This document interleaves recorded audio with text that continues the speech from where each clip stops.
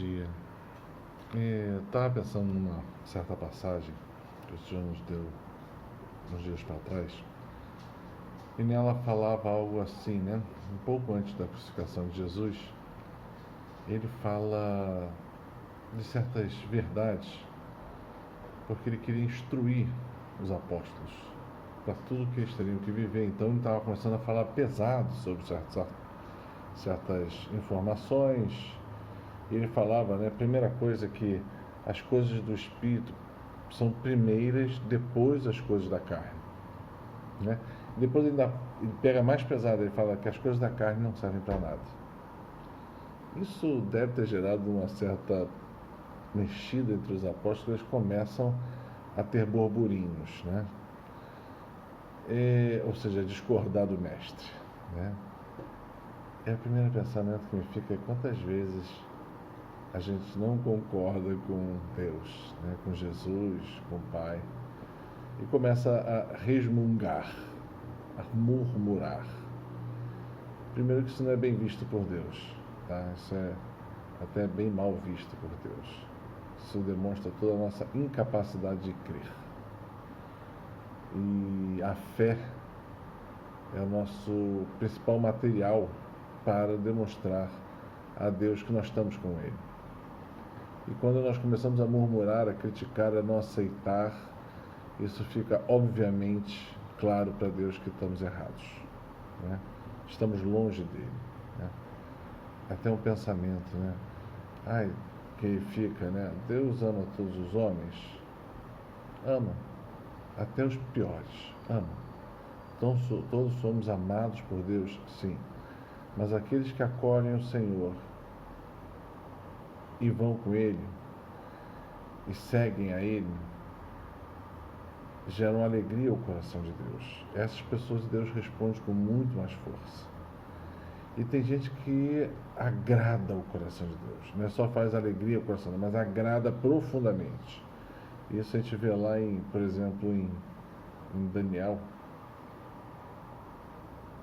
que o anjo chama homem de predileção divina, né? Então você vê que tem escalas até dentro desse querer de Deus, amar de Deus. Todos são amados? Todos são amados. Bons e maus.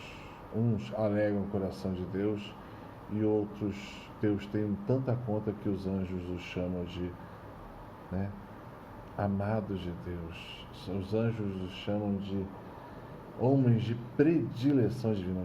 Guarda isso, né? Isso é importantíssimo, né? E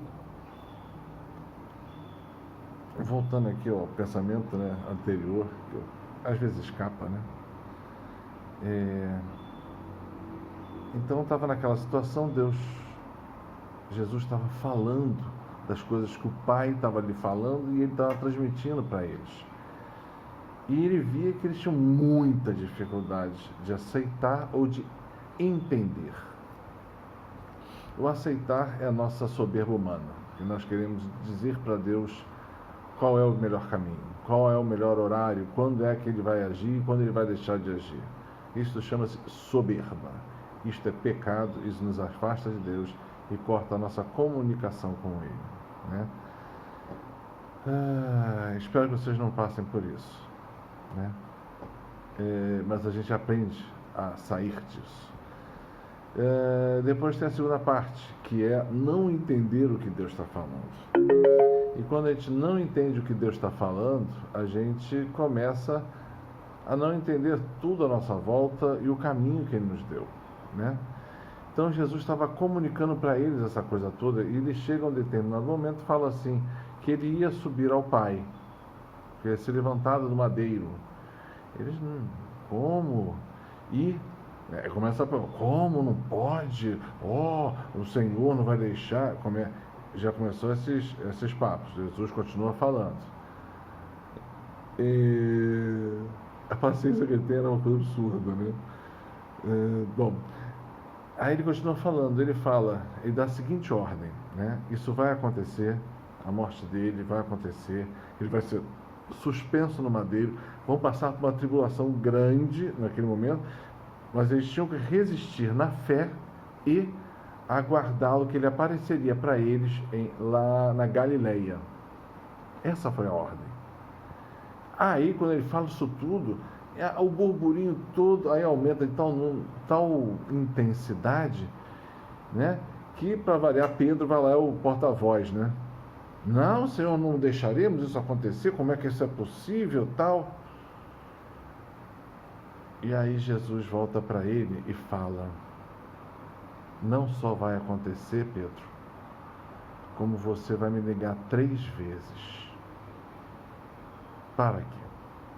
Né?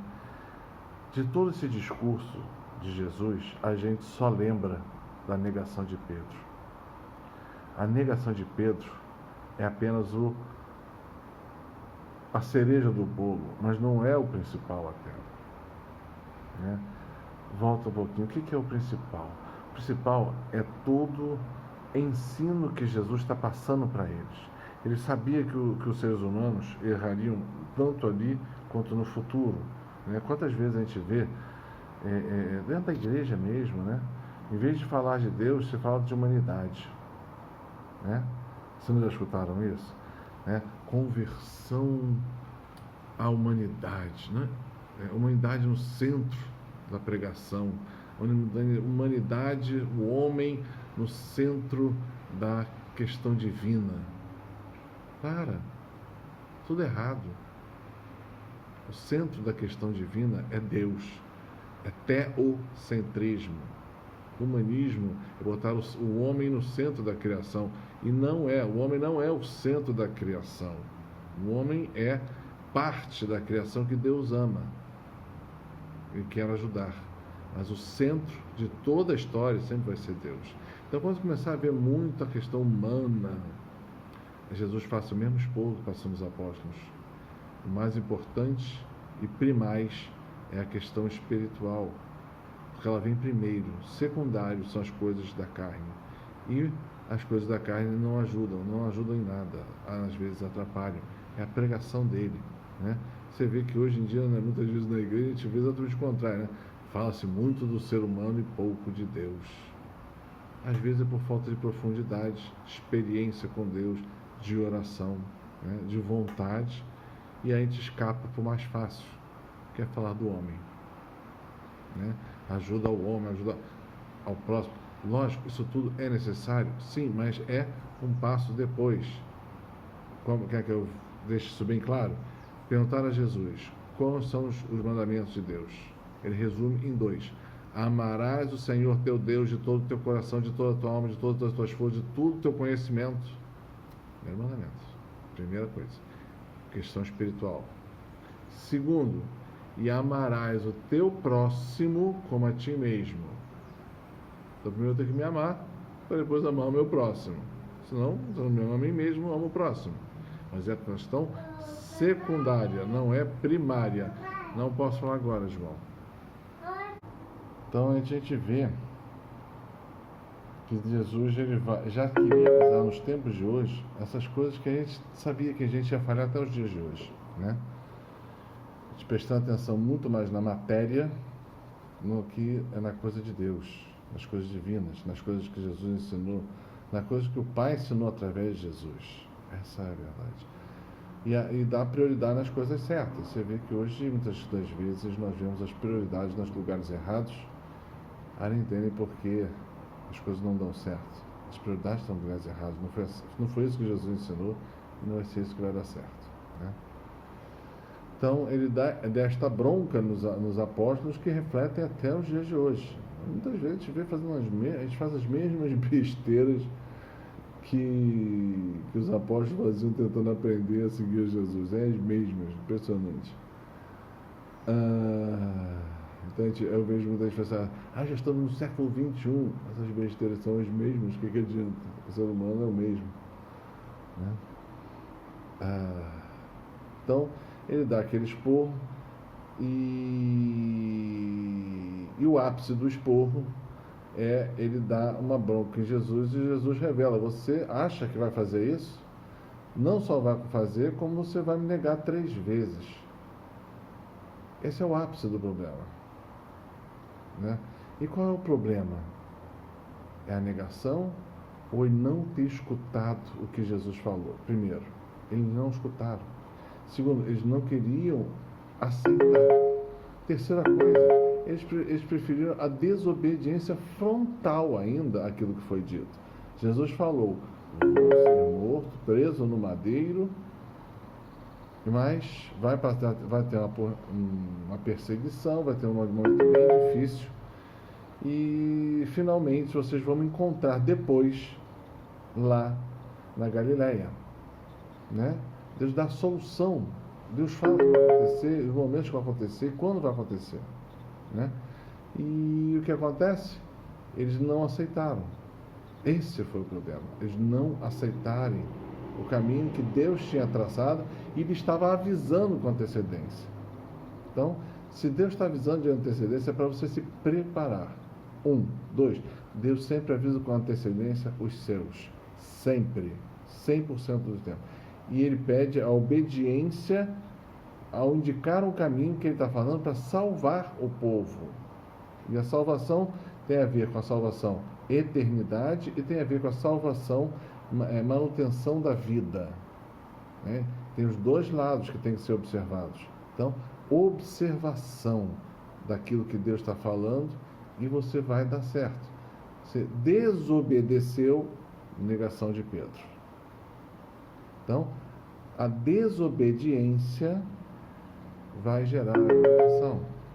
Não é outra coisa, né? Deus revela, porque foi fruto para ele aprender a obedecer, que era importantíssimo, já que ele é o pedra, a pedra principal da fundação da igreja que ele estava fundando, né? O caminho novo de Jerusalém, o caminho novo do povo de Deus, né? Nós somos o novo povo de Deus, escolhido por Deus um a um. Então é importantíssimo você parar e quando for ler uma palavra, muitas vezes a gente só pega um lado, uma coisinha, e é muito mais profundo que aquilo, né? E tem toda a solução de Deus na maioria das vezes, né? Então, isso tudo Deus faz por amor a nós e para que nós tenhamos a convicção de que Deus está do nosso lado. 1, que Deus nos protege. 2, 3, que Deus vai sempre nos ajudar, né? 4, providência divina sempre vai chegar junto. 5, às vezes demora, mas quando demorar, o Senhor fala: espera e espera com fé. E você nessa espera com fé, você tem que falar sempre: eu creio, eu espero em vós e creio na sua promessa. Tá bom? Então, paz e bem.